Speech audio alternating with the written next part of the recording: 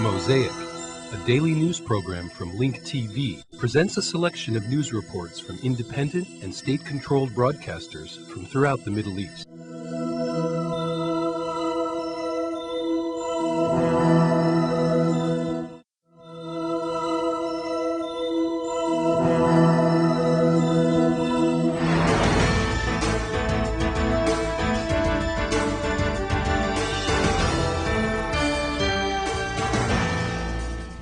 ميدانيا قتل 10 أشخاص وجرح 20 آخرون على الأقل. Dozens of Iraqis were killed and 20 others were injured in an explosion attack outside a recruiting center in Baghdad. In a separate attack, 2 Iraqi soldiers were killed when mortar shells landed on an Iraqi military base in Al-Qazimiyya in northern Iraq.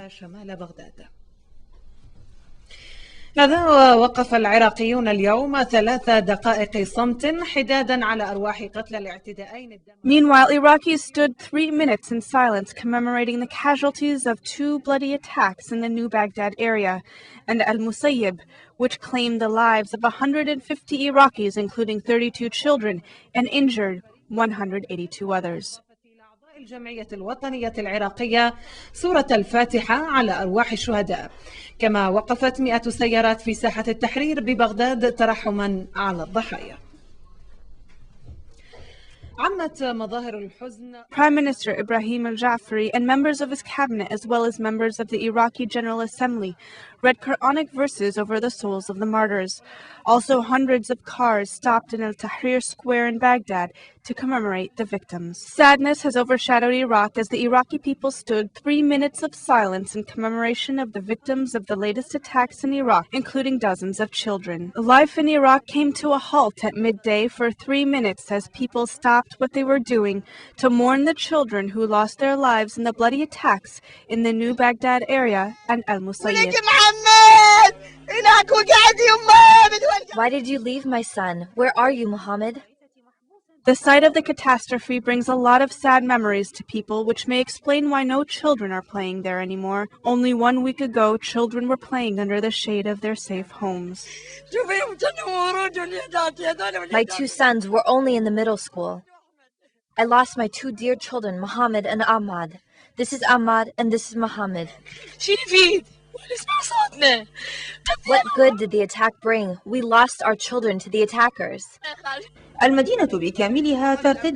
All the people in the city are wearing their mourning clothes, and expressions of sadness and misery come from the hearts of victims' families who lost their sons, leaving them nothing except the blood prints of the innocent on every spot and twig in the city. I swear, I'm so happy, as if I'm marrying off my children. We ask God the Mighty to accept them into heaven. We are prepared to sacrifice our lives for this nation. Meanwhile, members of the Iraqi National Assembly denounced the armed operations targeting civilians, describing them as efforts aimed at hindering the construction of Iraq and holding the U.S. forces and Iraqi government responsible for maintaining security in Iraq. كل قطرة دم تسفك في الشارع العراقي سواء كانت قطرة دم. Every drop of blood that falls in Iraqi streets, whether it is a drop of blood from Sheikh Isa or the mountains, or blood shed from an Iraqi child in New Baghdad, or the rivers of blood shed in Musayyib and other Iraqi cities, we must bear the responsibility of this bloodshed. لابد أن نتحمل نحن مسؤولية. These large crimes will remain in the minds of Iraqis, who only find warm blood and body parts of their dear children mixed in with the soil of the homeland, creating a painting that embodies the suffering and injustice under the occupation. Iraqis were in shock with heavy hearts after these 2 explosions, which killed dozens of innocent civilians. Today, the people of Iraq stand 3 minutes in silence, glorifying these pure souls. We must ask, will this be the final chapter of their sadness and mourning, or will Iraqis have to go through other mourning processions? We shall know in the days ahead. Buha Haddad, Al-Alam TV, Baghdad.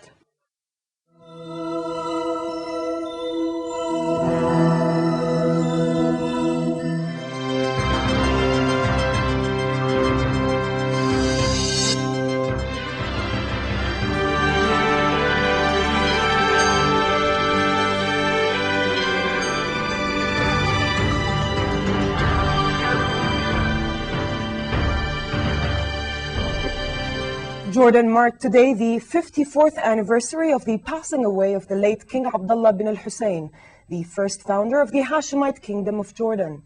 The late king was assassinated on July 20th, 1950, while on his way to perform Friday prayers at Al-Aqsa Mosque in Jerusalem. King Abdullah bin al-Hussein was a prominent soldier of the Great Arab Revolt against the Turkish rule of the Arab world. He left holy city of Mecca, the launchpad of the Arab Revolt, heading to Jordan, where he settled and started to establish the institutions needed for a modern country. King Abdullah I struggled hard for the sake of Arab and Palestinian causes until he fell a martyr. His sons and grandsons of the Hashemite family have continued the march after him and built modern Jordan, a model country in the region which can be proud of its internal achievements as well as its struggle to realize Arab unity and enable the Palestinian people regain their legitimate rights. On this occasion, His Majesty King Abdullah II visited the tomb of the late King Abdullah bin al-Hussein I, where he recited verses from the Holy Quran and laid a wreath on the grave. Gunmen from Palestinian Fatah and Hamas exchanged fire just hours after an agreement to end the worst domestic violence in years. Leaders from the two groups quickly intervened to restore calm, but the clash underlying tension in Gaza ahead of Israel's plan to withdraw from settlements in the occupied territory. Meanwhile, Israel's parliament voted against delaying a withdrawal from the occupied Gaza Strip, squashing the last political attempt by Jewish settlers to stall the plan before evacuations start next month. Details with Aliyatou Khan. Relative calm returns to the Palestinian territories. Senior leaders of Hamas and the ruling Fatah groups said they had ordered their gunmen in Gaza to stop fighting, a day after gun battles between the factions injured some 13 people. Speaking at a joint news conference, senior Fatah leader Sufyan Abu Zaidah and top Hamas leader Nizar Rayyan both announced the agreement to stop all clashes and violence and end all armed presence and all issues that may lead to tension between the two sides. Hours after announcing an end to the worst domestic violence in years, Palestinian security forces clamped down on gunmen in Gaza, preparing to launch rocket attacks on Israeli targets. Dozens of Palestinian policemen raided the outskirts of Khan Yunis in the southern Gaza Strip to find a Qassam rocket ready for launching on Jewish settlements slated for evacuation next month. Policemen dismantled the rocket and its launching mechanism before confiscating it. Palestinian Prime Minister Ahmed Qreh confirmed the fighting had come to an end and called on Palestinians to remain united. Meanwhile, the Israeli parliament voted against postponing the implementation of the Gaza pullout plan, paving the way for a pullout in mid-August. The Knesset voted 40 to 69 against delaying Israeli Prime Minister Ariel Sharon's plan to disengage from Palestinians in the Gaza Strip and parts of the West Bank. Israel's National Religious Party proposed to postpone the withdrawal by 1 year, a bill that was rejected by the majority of the parliament members. The vote came amid growing tension as thousands of right-wing protesters vowed to defy a ban on marching to Gaza's settlements. Camped in desert heat at the village of Kfar Maymoun near the Gaza Strip, thousands of protesters said the defeat in parliament made no difference to their campaign to march to the main settlement block in Gush Qatif and hamper the withdrawal. To stop any possible breakout, Israeli police set coils of razor wire around the 3-day-old encampment at the village. Police said the protesters were free to go wherever they wanted except for the Gush Qatif area. Right now, as you can see, all the demonstration are leaving the site. We give them free access to go outside. We provide them buses to go whenever they want to go, besides the place of what we are calling area forbidden zone. The Palestinian president is under pressure from Israel and the United States to stop all attacks against Israel, even by force if needed, and ensure a smooth pullout from Gaza. While on the other hand, the Israeli Prime Minister has pledged to push ahead with a disengagement plan even if there are attacks. Aliyatou Khan, Jordan Television. The latest violence in Iraq has left scores of people dead or injured and an oil pipeline damaged. At least 10 people were killed and 25 injured when a suicide bomber attacked an army recruitment center at Al-Muthanna airport in western Baghdad. Police sources said the bomber mingled with a crowd outside the recruiting center at an abandoned airfield in the Muthanna district of central Baghdad before detonating an explosive belt. In Al-Kadhimiyya in northern Iraq, 2 Iraqi soldiers were wounded when their base was attacked by a mortar bomb. Security sources said 2 gunmen were killed while the third was arrested during clashes with police in southern Baghdad. Iraqi army and police said 5 Iraqis, including a soldier, a truck driver, 3 gas station owners, as well as 2 gunmen were killed, while 17 others were injured in various attacks north of Baghdad. In the south, Vice President of Basra municipality was shot dead by gunmen in the city. Basra's province council said Hussein Hamid al-Darraji was killed early this morning while leaving his home. An oil pipeline that connects Baiji, 180 kilometers north of Baghdad, with the capital, was attacked by insurgents. Meanwhile, a funeral was held in Baghdad for 3 Sunni Arab members of the committee drafting Iraq's new constitution, who were killed yesterday as they left a Baghdad restaurant. Mourners held black banners, one of them calling for the immediate resignation of Minister of Interior.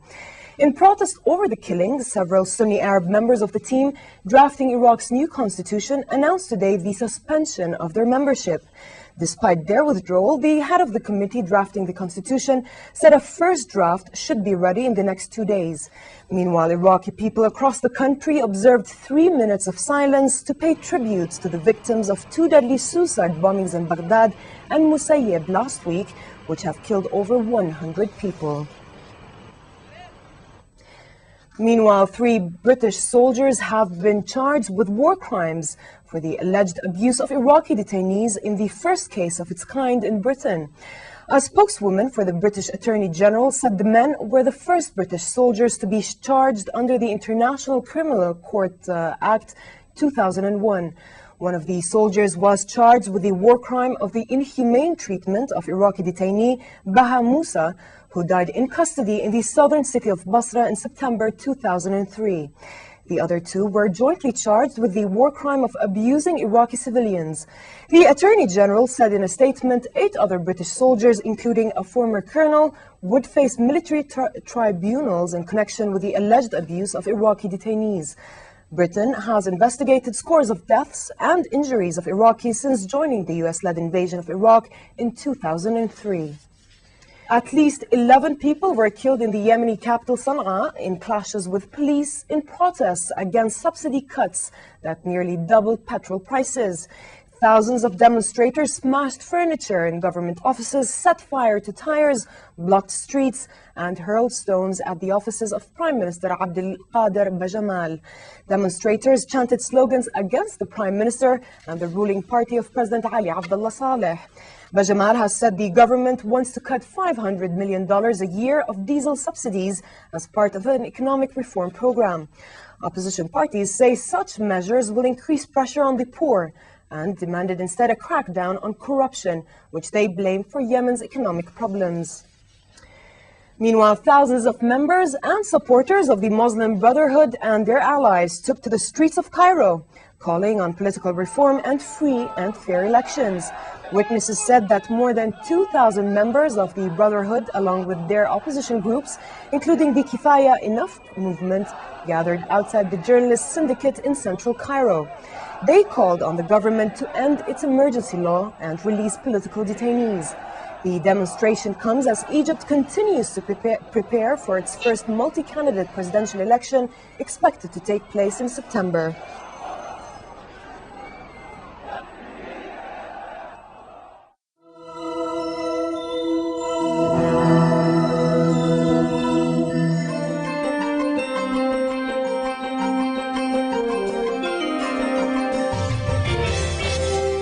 Washington warned it would reject any contacts with a Lebanese minister from Hezbollah after Prime Minister Fouad Siniora named a member of the group, which the U.S. considers a terrorist organization, to his new cabinet. While welcoming Siniora's cabinet as a step forward in democracy reform, State Department spokesman Adam Erdy said the U.S. would not be able to engage with Mohammed Fnish, the Hezbollah representative whom Siniora named as Energy and Water Resources Minister. Erdy said, quote, "To the extent that there were members of Hezbollah, active members of a foreign terrorist organization that are present in the government, Washington's ability to deal with those individuals is circumscribed by law." He said the U.S.'s stance on Hezbollah had not changed. Erdy noted that no official decision has been made by the State Department on Fnish's inclusion in the new cabinet list. But a department official speaking off the record said U.S. officials would not be able to have contacts with Fnish due to his membership in Hezbollah, which is supported by Damascus and Tehran. But the official said that the U.S. would deal with the government of Lebanon to the fullest extent possible. But on Monday, a U.S. administration official reported that the Bush administration has opened talks with one of Hezbollah's closest ally, Trad Hamedi, a Lebanese government minister. A diplomatic source said discussions with Hamedi was a new channel of communication between the U.S. and Hezbollah. The head of a UN probe into the assassination of former Prime Minister Rafik Hariri has named the head of the Presidential Guard, Mustafa Hamdan, as a suspect in the case. In an interview with the French daily Le Figaro, Detlef Melis said UN team would also very soon question Rustam Ghazali, the head of Syrian intelligence services in Lebanon at the time of the attack. Melis also said his team had also received good information on the case from Israeli authorities. The head of the UN Inquiry Commission into the assassination of former Prime Minister Rafik Hariri said Mustafa Hamdan, the head of the Lebanese Presidential Guards, was a suspect into the murder. In an interview with the French Le Figaro daily, Detlef Melis said that on the basis of witness accounts, the UN team holds Hamdan as a suspect. Melis stressed Hamdan was the first to be interrogated because the commission held information providing that Hamdan was one of the officials who gave orders to modify the crime scene just after the assassination. Melis told the Daily he had a clear idea why the scene was cleaned up deliberately and by negligence. He said Hamdan cooperated in a 9-hour of interrogation while his house was being searched. The head of the UN team stressed they were still in the instruction phase, but said he could not give more information. Next on the list of interrogations, according to Melis, was Rustam Ghazali, the head of the Syrian intelligence services in Lebanon at the time of the Valentine's Day explosion. Melis reiterated that everyone who had some kind of security responsibility at the time would be interrogated. According to the Lebanese press, the commission on June 21st questioned Hamdan, while the head of the General Security, Jamil Sayed, was interrogated on July 6th. Melis stressed during his interview with Le Figaro, Israelis had the reputation of possessing good information, especially technological. Melis said the commission approached the Jewish state, which gave them good information regarding the February 14th explosion, which killed Hariri, a 5-time prime minister, MP Basel Fleihan, and 18 other people. In Lebanon, judicial sources said the International Committee summoned former state prosecutor Adnan Addoum and magistrate Rabia Ammash Kaddoura for questioning. They were former officials who supervised the preliminary investigation into the February bombing. Sources from the Justice Ministry said Melis had not informed the Ministry of either summons, stressing the agreement of understanding signed by the Ministry in the UN mandate probe allows the latter to summon any officials without consultation. Opposition figures in Lebanon accuse elements within the Syrian regime of being behind the Hariri assassination and the killings of anti-Damascus politician and journalist last month, something Syria denies. Hours after the publication of Melis's interview in Le Figaro, the UN press office in Lebanon clarified a few points. According to Najib Frigi, the head of the press office, Melis was not accusing Mustafa Hamdan or anyone else. Frigi said Melis was highlighting that suspicions surrounded certain people who ordered the crime scene to be cleaned up. Syria is going to claim some indemnities from Lebanon for Syrian workers who were injured or killed in the country following the assassination of former Premier Rafiq Hariri. Syrian Minister for Social Affairs and Work, Jalal Haj Arif, was quoted by the official newspaper As-Sura as saying Damascus would examine the issue with the new government. As the border crisis continued, Syrian President Bashar al-Assad said an eventual annulment of bilateral accords between Lebanon and Syria did not worry him. According to Assad, those accords benefited more Beirut and stressed Syria was not a charitable association for Lebanon.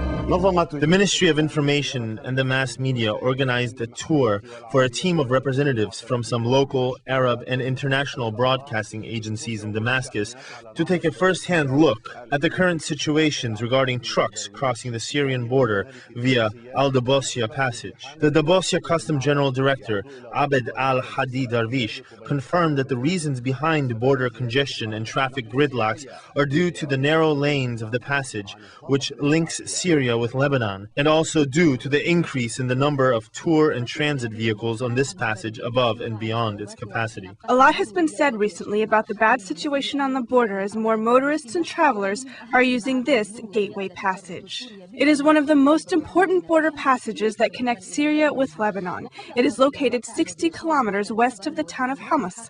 Before shedding light on this situation, I'd like to remind our audience that the problems on this route are not something new.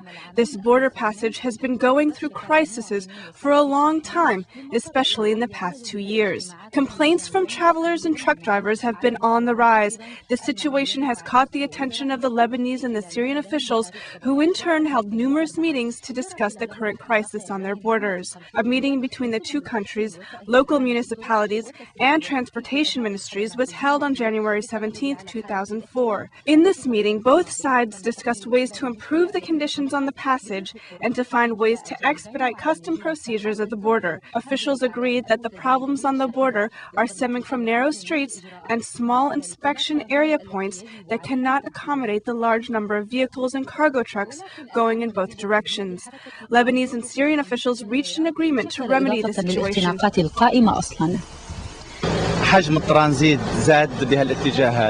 The number of transit vehicles has largely increased beyond the capacity of the Dabosia municipality. We will check into the matter to pinpoint the exact reasons behind this problem. As of now, I can tell you that the problems of traffic congestion are caused by the large number of vehicles passing through this narrow road. For your information, these problems of traffic congestion in the municipalities of Dabosia and Al-Abadiyya are old problems, but were not big enough to attract attention. The problems of Al-Daboziya's border congestion and traffic gridlocks were blown out of proportion for many reasons. My name is Mahmoud Ali Tahir, a Lebanese citizen. We live near the border and we use the bridge twice or 3 times a week. There are no problems on the border. Border officials here treat us with respect.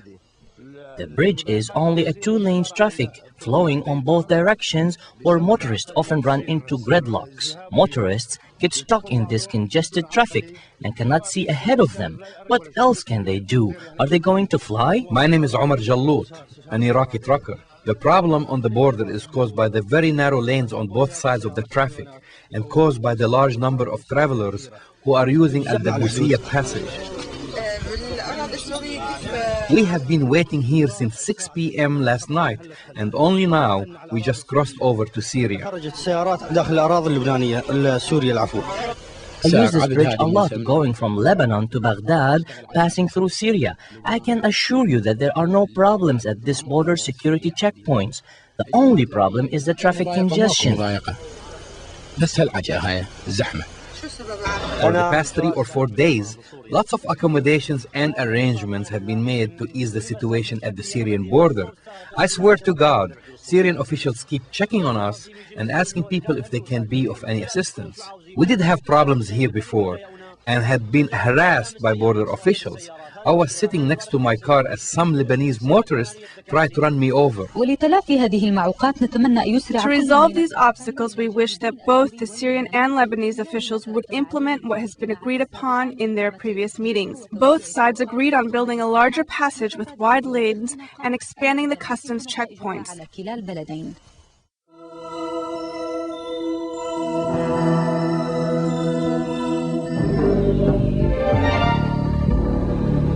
عاد الجدل بشأن المدارس الدينية في باكستان إلى واجهة الأحداث بعد تأكيد التحقيقات في اعتداءات لندن. The controversy over the religious schools in Pakistan returned to the center stage after investigations in the London attacks confirmed that at least one of the 4 suicide bombers attended one of these schools in Lahore. Today we shed light on these schools, which the U.S. accuses of teaching religious extremism and of breeding terrorists.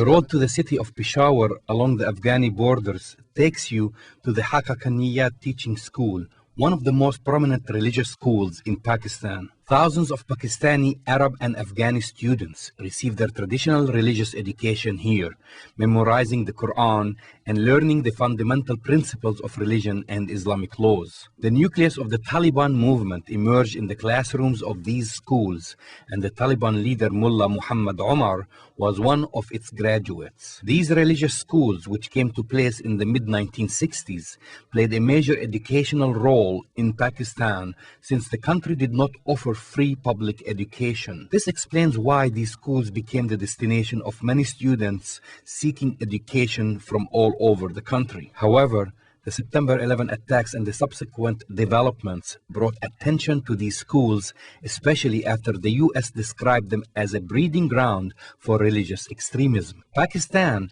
has about 15,000 of these schools, teaching more than 7 million students, including 17,000 Arabs. These schools rely on donations from the Pakistani communities living abroad, as well as other donors and organizations. The Pakistani President Pervez Musharraf's commitment to fighting the so-called terrorism following the military campaign that the U.S. launched on Afghanistan forced his government to push for reforming these schools. He banned teachings that call for incitements and instructed these schools to adopt modern curriculums and the use of technology. In the context of pressuring these schools to reform, Islamabad also decided to stop foreign funding to many of these schools. As a first step, he stopped the funding of 115 of these religious schools after accusing them of teaching students religious extremism. Students in these schools are taught to live a strict religious life, making them vulnerable prey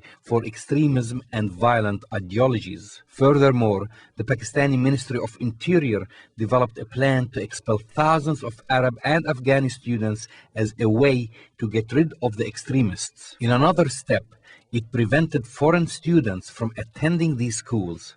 After it became clear that these religious institutions were the main origin of many religious students who later took on leadership positions in the Taliban movement and the Al-Qaeda organization. However, these measures faced strong resistance by a coalition of religious opposition parties and other groups sympathetic to the Taliban. They have accepted the idea of modernizing the schools' curriculums, but they refused government supervision. The popularity of these schools, which provide free education to students, is reflected in the increasing numbers of attendees. This is a source of worry to the American administration, which launched the Greater Middle East Project to spread democratic values in the area. The U.S. has been paying a lot of attention to education in the Arab and Islamic worlds and encouraged the development of secular schools, so these religious schools would not remain the breeding grounds for what Washington described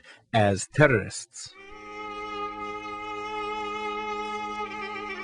The views expressed on Mosaic are not those of Link TV or its sponsors, but of the broadcasters themselves. Mosaic is made possible by a grant from the John S. and James L. Knight Foundation, which promotes journalism excellence worldwide and invests in the vitality of 26 U.S. communities, and the William and Flora Hewlett Foundation, Additional support is provided by the Firedoll Foundation and Henry and Virgilia Dakin.